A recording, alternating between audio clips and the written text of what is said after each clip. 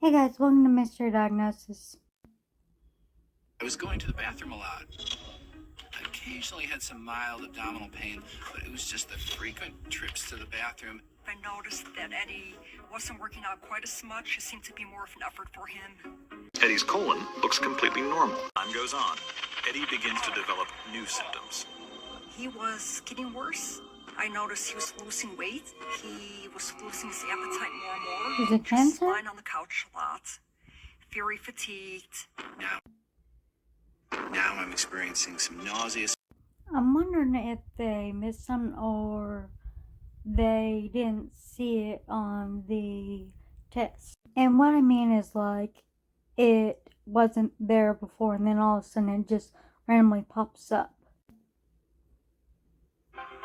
He said, well, the sigmoidoscopy was clear.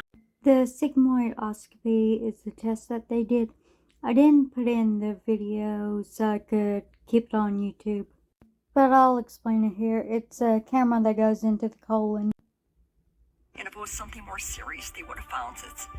But yet, in the back of my mind, I did have concerns. I don't blame you. Eddie continues to live with the abdominal pain, thinking of it as a minor discomfort. And suddenly, I felt like I had to go to the bathroom.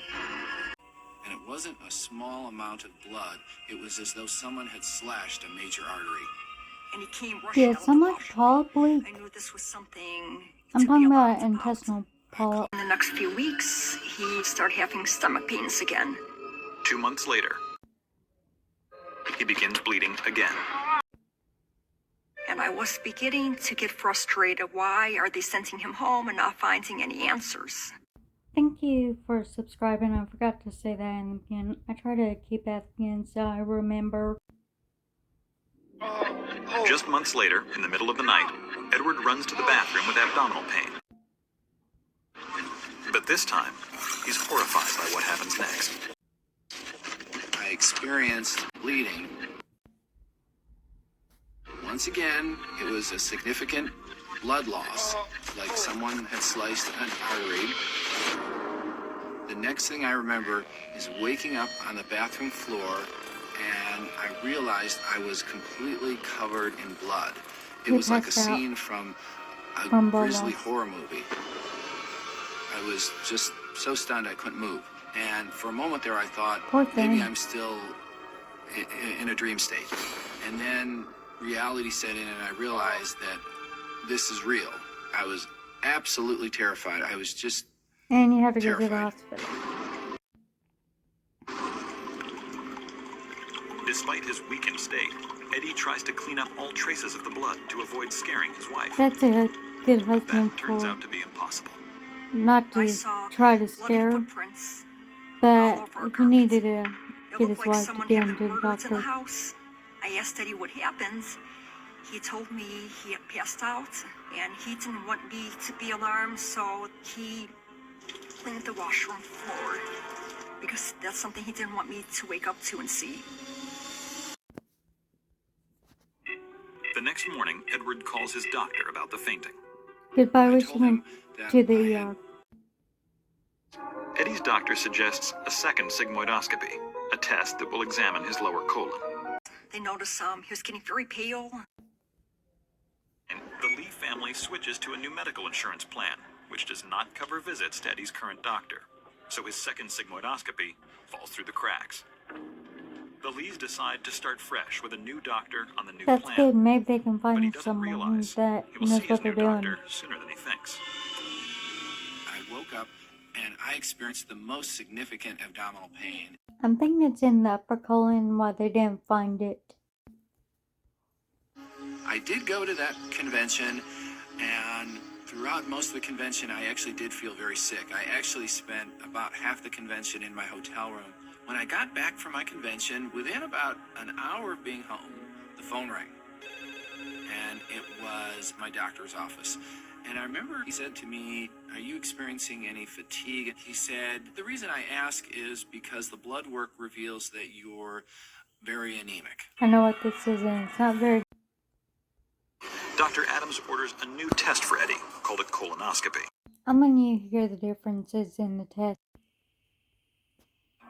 Unlike a sigmoidoscopy, a colonoscopy travels the length of the whole colon. It's colon cancer. I remember waking up from the procedure, and I remember my doctor standing next to me, and he said, "I'm sorry to tell you, but during the procedure, we found a mass." I have a feeling it's gonna be a bad one. Not like stage 1 or 2. I'm wondering if it's gonna be like at stage 4. And he showed me the picture, and he said, "We took a sample for a biopsy. We'll get the results back in a few days." Eddie is scheduled for surgery. And he brought a clown nose.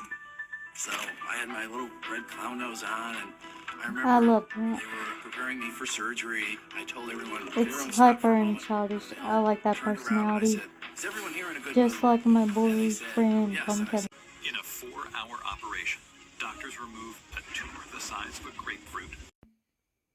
that you have stage 3. In stage 3 colon cancer, the growth, or tumor, has penetrated the bowel wall and invaded the surrounding lymph nodes. Sounds painful. And there is the danger. The cancer will spread into the abdominal cavity. This fact may surprise my non-US viewers.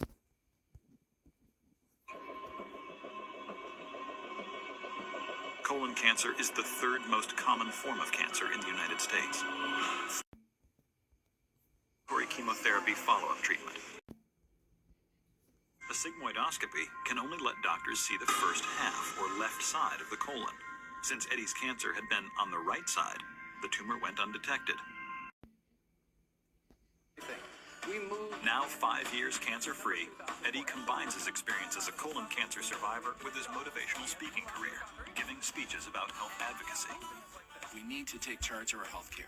This doesn't mean going in and bossing our doctors around. What this means is no matter what illness we're dealing with, whether it's cancer, heart disease, diabetes, arthritis, we need to know what's going on.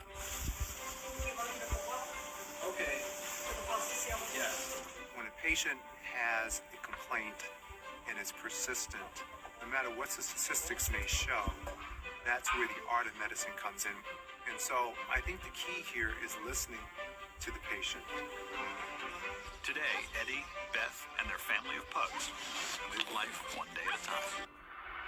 Thank you for watching. Make sure you like and subscribe. I'll see you next time.